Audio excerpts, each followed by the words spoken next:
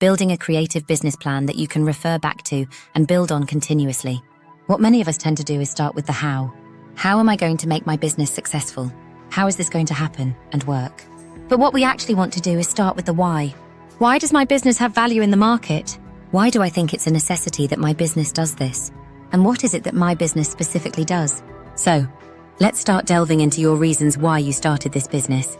Research has shown that 25% of businesses that didn't have a business plan failed within the first 2 years. One of the things that seems to make the real difference is if you have actually written a business plan down physically, either on the computer or on paper. A business plan helps to keep you focused and on track.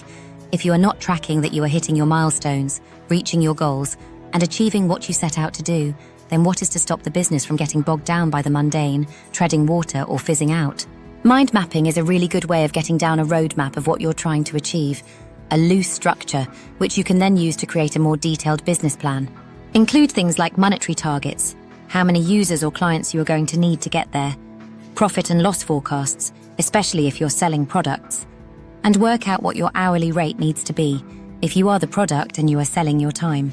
It's vital to ensure that you are giving yourself a living wage. You don't want to burn out on your way to success. Mind mapping is a really creative way to clarify your thinking when you are brainstorming about your brand. You take a central construct and place it as a heading in the center of your page or board.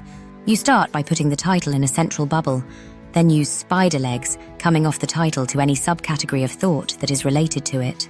This works so well because you're not restricted to bullet points going down a page and adhering to a hierarchy and structure that might not reflect the most creative or effective way to get your thoughts out of your head and onto the page.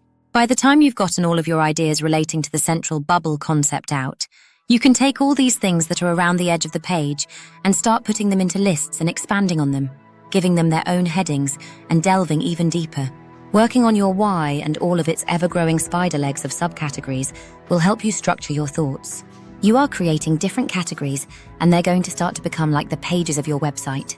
For example, you might have one category which becomes an About Me and another one that talks more about the functionality of what the business actually offers. Then maybe start delving into the problem that your business is solving and how it goes about solving that. Go through and think about any problems that you've had to overcome in order to come up with this solution, and just write down everything about the story in terms of why this business is important to you. Don't overthink it. It can be the smallest anecdote or your biggest drive. It is all going to help create your brand story, and it's those little bits that you're going to share over time that really builds that emotional connection with your customers as well, which, in turn, leads to the loyalty you want to foster. So, you are going to begin to see this structure arise that can give your thoughts some clarity about what the pages are going to be.